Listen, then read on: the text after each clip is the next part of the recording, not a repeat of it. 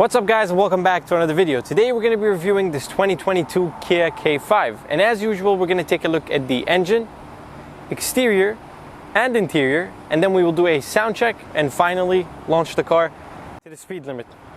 So first things first, I'm the realist. This car comes with a 1.6 liter inline-4 turbo engine that makes 180 horsepower and 195 pound-feet of torque, and it does 0 to 60 in 5.2 seconds, which is barely good, but this is base model, so if you want to get more power you can move to the GT line and you can get yourself 290 horsepower and a 2.5 liter engine. Now let's take a look at the front end. It's slick and straight to the point, unlike my cameraman.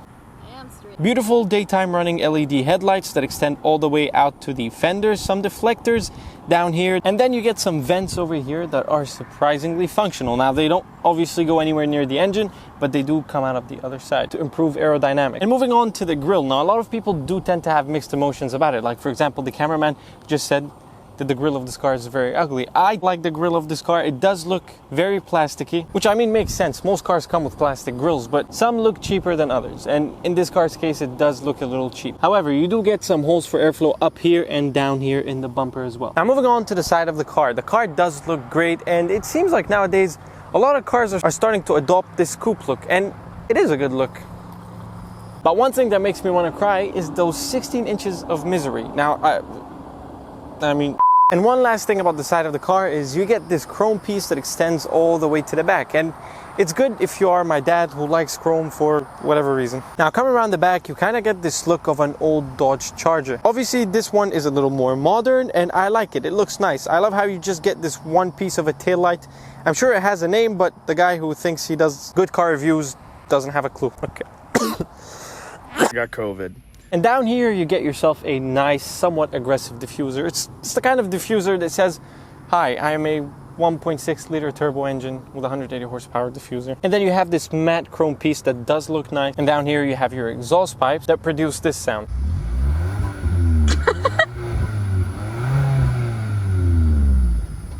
So it turns out that this is not even real, so it's fake.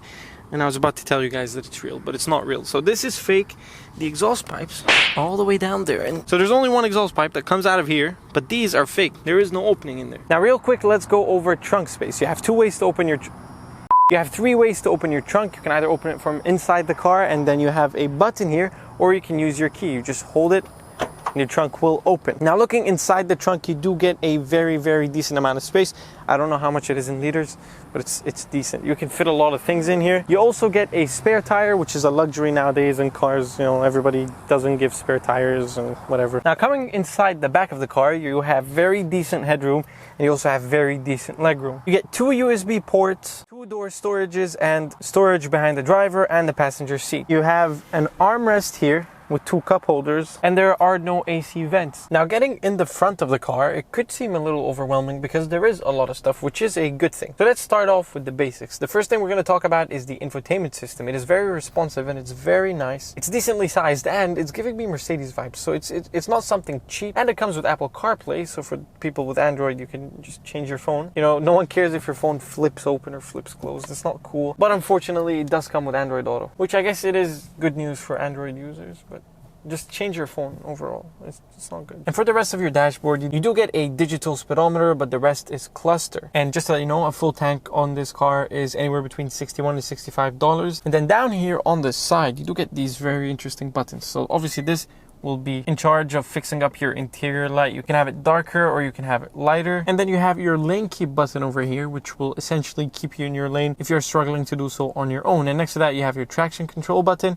And down here you can open your trunk. You have this little steering wheel button, which if you press, it steers your car to help you keep in your lane. And if there's a small turn on the road, it'll also do that for you. However, this does not change lanes. So if you were to put indicator and then you'd think the car is going to turn for you, just don't do that. And it might not recognize certain things on the road, so you always have to be, you know, in control of your car. But don't worry, they did add a feature for people who use Androids. If you let go of the steering wheel for too long, the car will ask you to apply some pressure on the wheel, you know, rather than you having a phone that flips. You should focus on your steering wheel, not your phone that flips. Up here you have cruise control, and with this you increase and decrease your speed. Here you have your audio control, and on the other side you can change tracks. Down here you can answer and decline calls. And then you have this very nice Kia logo embedded within your steering wheel. Now real quick, let's talk about this area here. You have park, reverse, neutral, and drive.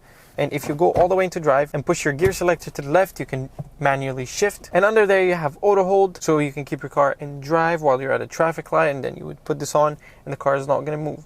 Next to that you have electronic handbrake, and down here you have drive mode. So you have 4 different modes. So you do have smart, normal, sport, and custom. And to be honest with you, they're all kind of the same. You get 2 cup holders here and a storage unit here that can really fit your phone and a bunch of other things. And in here you also have another storage unit, and in here you have a bit more of... But this car is full of storage compartments, so you can store a lot of things in the car. And the seats are somewhat comfortable. It would have been nicer if the seats are leather, but what to say. So it's very cold in this car, and it is not going to disappoint. This is AC full power.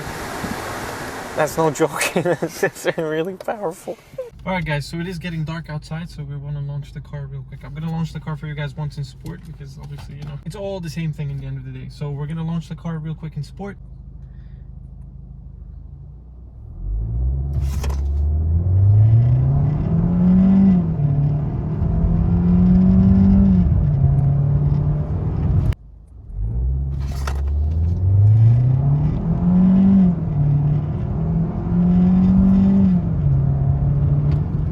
Alright guys, so after trying to do 0 to 60 2 times, it's not going to work out. So I want you to know that this is a good car.